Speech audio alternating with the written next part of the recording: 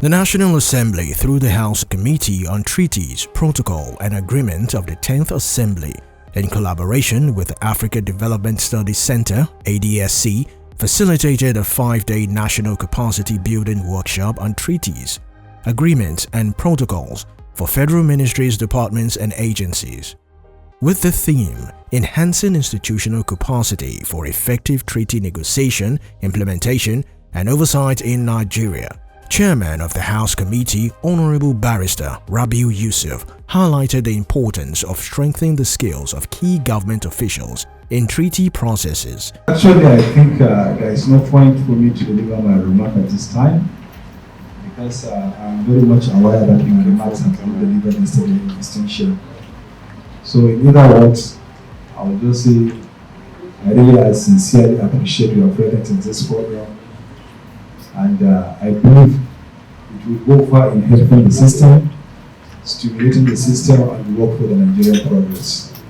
So I wish you a fruitful discussion and a successful outcome. Thank you very much. Actually, at this particular moment of our country, we need a situation whereby all the stakeholders involved in external engagement with other countries, particularly state and the federal governments, and mostly MDAs of the at national level, to ensure that they are aware, they know what it takes, they know how it will be, and they know what it takes to ensure the institutionalized democracy and the legal approach as far as ratification, engagement, domestication of treaties. That is why the 10th National Assembly, under the able leadership of the Right Honorable Speaker Tajuddin Abbas, mandated our committee, pursuant to Section 12 sub 2 of the Constitution, that we should reach out to all necessary stakeholders who are personally stakeholders on this engagement to ensure they know how it takes and they know how to execute it. Basically, that is the reason we are conducting this exercise. The major challenge, everybody is going silo, in the sense that we are not trying to bring ourselves into the same table to ensure that before you find any entity, be it state, local governments, or federal entity, as far as engagement is concerned with other outside world, you need to know there are provisions of the Constitution which you need to comply. Failure to comply with that provision of the Constitution, whatever you do, it will go to a nullity, invalid, and is inconsistent with the provisions of the Constitution. And to the extent of that inconsistency, it is null and void, and of no effect whatsoever. So we're trying to avoid this scenario whereby at national level or at international fora, Nigeria will be embarrassed because the stakeholders, the principal actors, they didn't even know what they are doing. So that is why we decided at this particular moment, it is ripe and necessary to ensure that we engage with unnecessary stakeholders. That is the basic reasons for engaging these activities. Also sharing insight on the workshop, the clerk of the House Committee on Treaties, Protocol and Agreement, Ibukun Oluakinyele, discussed the value of the training in improving the understanding and applications of international agreement across ministries, departments and agencies. He noted that the engagements serve as an eye-opener, equipping participants with tools for more effective negotiation and oversight. I'm a Nigerian, I'm a citizen of Nigeria, and I want Nigeria to benefit from its interaction with international community, and it starts from things like this. For us to be able to interact well, we need to know what it entails to engage in the international community. When we are talking about treaties, what does it entail to enter into treaties? How do we do that? How do we negotiate? How do we implement? How do we oversight as a parliament?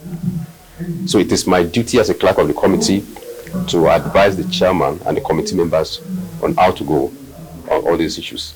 And also very instrumental to the organization of this workshop today. Speaking with SouqnewsTV at the 5-day capacity building workshop, some of the keynote speakers and participants also shared their thoughts on the relevance and impact of the program. I actually represent the state in signing agreements and memorandum of understanding. So bringing it to the international level is a plus to me, and I've gained a lot if we have to sign treaty, in conventions about nations, and of course trusting God that when I leave the state, my next destination is at the national or international level.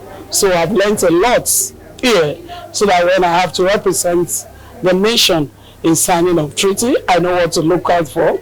If I have to be among those that will draft treaty, I'll know what to look out for. And of course at the international level, when I'm there at the United Nations, by God's grace, I will know what to look out for in treaty and in agreements. You know, agreements means agreements and treaty means a treaty. We are bound to make sure that we do everything that is written in a treaty or in an agreement. If you're not going to obey it, there's no need signing it. There's no need to be a party to it. But once you're a party to a treaty or an agreement, you must be out to abide by what is written and what you have assented to. I've been able to meet a lot of people. I met the Attorney General of Plateau State. I met a lot of lawyers, knowing fully that I'm a student of law. I'm in 300 level, reading law. Even after my PhD in biochemistry, I'm a student of law. So I've been able to meet my senior colleagues. You know, it is always good to meet new people, to acquire new experiences. So I would therefore say it is something very exciting. I'm seeing faces that I may not forget so soon, and acquiring experiences that will add value to who I am and to what I aspire to become in the future. So in brief, it is something very exciting. My viewpoints should shift from where they were to a completely different place, and that the way I do things, there should be a change and shift in paradigm, in the way I see things and value things. Those are my expectations, and I want to believe with the caliber of people I have met here and with the kind of quality, you know, information being passed across, my expectations are going to be met. It is a very relevant workshop in the sense that Nigeria is a player in the international trade community, and because of that, Nigeria is always negotiating various agreements, be it trade agreements, be it economic agreements, be it capacity building agreements. And for us in Nigerian Customs Service, there's something that we call mutually administrative assistance agreements. So we sign a lot of agreements with other bodies that we work and collaborate with. The World Trade Organization, the World Customs Organization, and of course the Economic Community of West Africa and AU. Just this week we came back on Sunday. We came back from Benin Republic, where we went with the Honorable Minister of Industry, Trade and Investment, the Honorable Minister of State for Foreign Affairs, and of course the Controller General of Customs, to these similar things. So it is very important that we gain capacity in how to commit Nigeria to some of these agreements, knowing that whatever we sign is binding on not just this generation, but on present generation. So it is a very, very instructive development that we are brought here. You can see the capacity of people that came here, Secretary to Government, Attorney General of state governments, and various people from different institutions, Ministry of Justice. Everybody is here sharing knowledge. And of course, I'm taking away one key thing from this, what Dr. Agbelusi just said now, that civil servants run the government and not politicians. Therefore, it behooves on every civil servant who is sent out by politicians to go and negotiate some of these agreements to have the best interest of the country at heart. I would rather say that what I've learned from this workshop is that it has removed some of the ignorance that we used to carry along, that we used to think that government in their wisdom did not do right, but for which out of ignorance and lack limited knowledge about why those agreements and treaties were signed, we blame the government. I will give you an instance.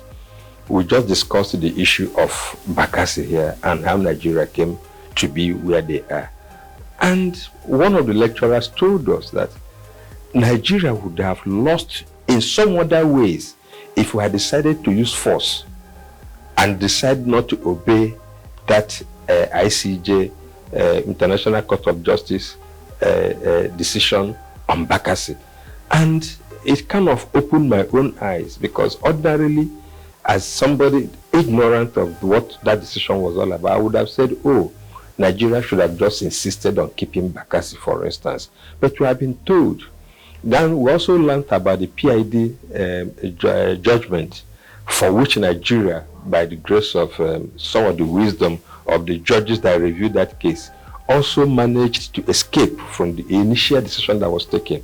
Again, it also taught us that those who signed that agreement initially, how they would have done it better. So in a way, I have learned a lot, and it is my hope that when I get back to my organization, I will put into use some of the knowledge that we've gained from here. There is something, a mantra that I believe in, which I've been sharing with people.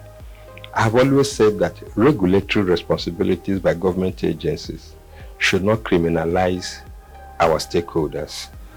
I believe that in an attempt to encourage stakeholder voluntary compliance on what we do, we should separate revenue generation from regulatory compliance. Part of that argument was because there is this misconception that when certain revenue obligations are made, compliance has been met, particularly when it comes to issues of standard and regulation. And I think that's what happens. He had the argument there that why should markets be closed when those goods left the port? There are separation of powers in the port. There are those that are responsible for both enforcement of regulation and revenue. There are those whose primary responsibility is that of regulation. I think the workshop has given us a window to understand ourselves and share best practices on compliance. We have had a series of treaties, agreements that were signed, not in our favor of Nigeria, that at the end of the day we end up paying fines or even being imposed huge arbitral awards, which is so much but with this agreement, with this training, we have been exposed to treaties, negotiations, and even how to get them written, and then in favor of our country. When we are writing treaties, we have been exposed to knowing that that which does not favor our country, we are under obligation to sign them, and we have to let them know ahead of time, put red flag, and those ones we put red flag cannot bind us. And as a matter of fact, all these agreements, nobody forces anyone to sign. But the funny thing is that if you sign, it must bind on you.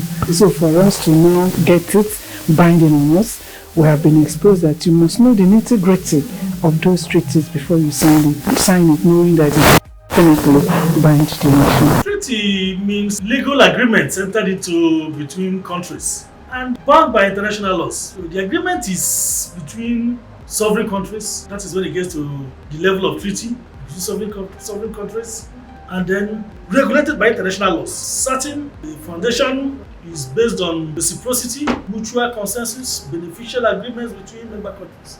One thing you cannot take away from Nigeria is the arrays of good minds in leadership. Quality fellows, well educated in critical areas of our life here in the country. We might not easily appreciate it, but we are very much endowed. And I want to tell you that we are in a good position to negotiate good treaties for ourselves. We are a democratic nation, no matter how difficult anybody might want to associate our present predicament with. But then, we are coming from somewhere, And there are good signs to show that it is difficult to be huru at the end of the road. Nigeria should up its game in treaty laws. In fact, it is time for Nigeria to look at areas of critical interest and then navigate the course of treaty there. Set up minds in the legislative houses to conduct researches that will enable us to go into good treaties with our neighboring countries.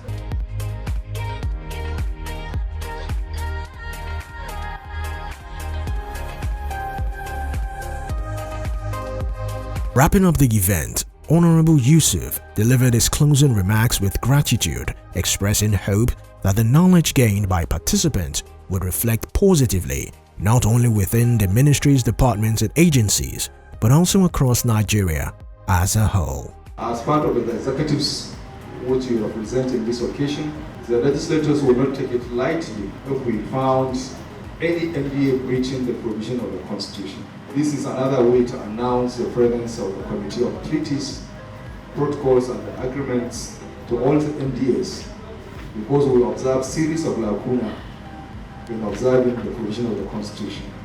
Thank you very much, and it is my pleasure to see you again. Thank you very much.